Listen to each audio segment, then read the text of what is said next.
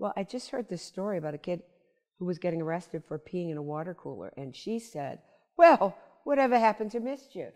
And it all clicked. I was like, yeah, middle class, rich kids get mischief. Our kids get pathologized and criminalized. But he just threw a whole girl across the classroom. How can you mind your business? That's something you need to make your business. More and more people are stepping up to say we have to end mass incarceration. That, of course, it starts well before you get to prison. And it's sort of unfair to blame schools and teachers because it's really an outgrowth of what the nature of poverty is in America now. It was the first time that any police chief in any city where I visit or where I was arrested in the 60s ever apologized, or where I was beaten. It was a moment of grace.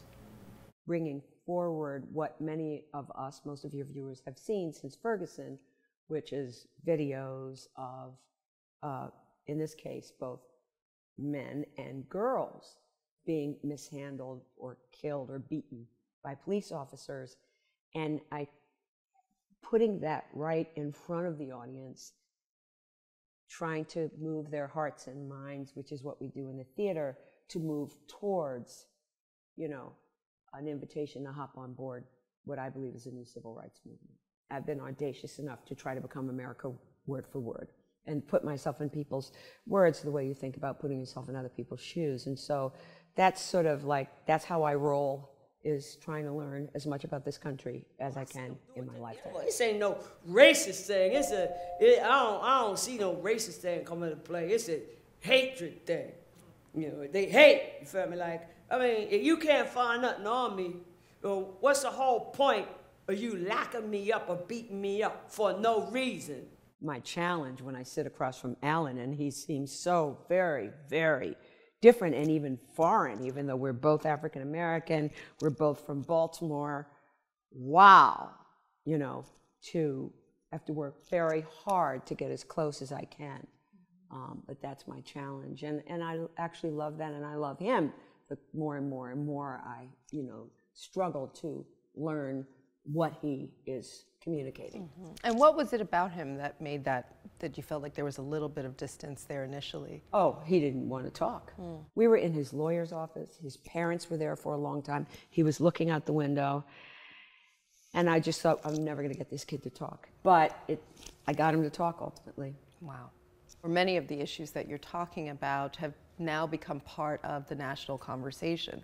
Mass incarceration, school to prison pipeline. But we're in a new political season, and we have a new president-elect, and there are lots of concerns that some of the acknowledgement and maybe even some of the policies about these issues may be rolled back. Do you see that perhaps affecting any of the change or the work? I don't have a crystal ball about that, but I'll steal a word from Gloria Steinem.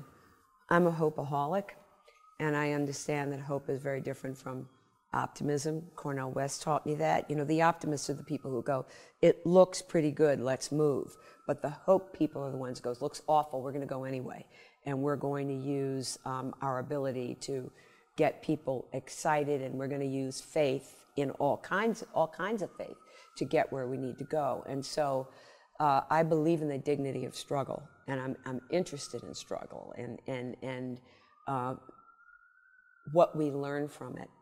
So I don't know what's going to happen in politics, but I really believe that this is going to be a very robust time in terms of art and culture. Members of the media have been accused of living in a bubble. Those of us who are in the Northeast, we're media elites and we live in a bubble. How do you get the message that you're trying to get across in this work beyond the coasts, out to other folks? I think that's a good question.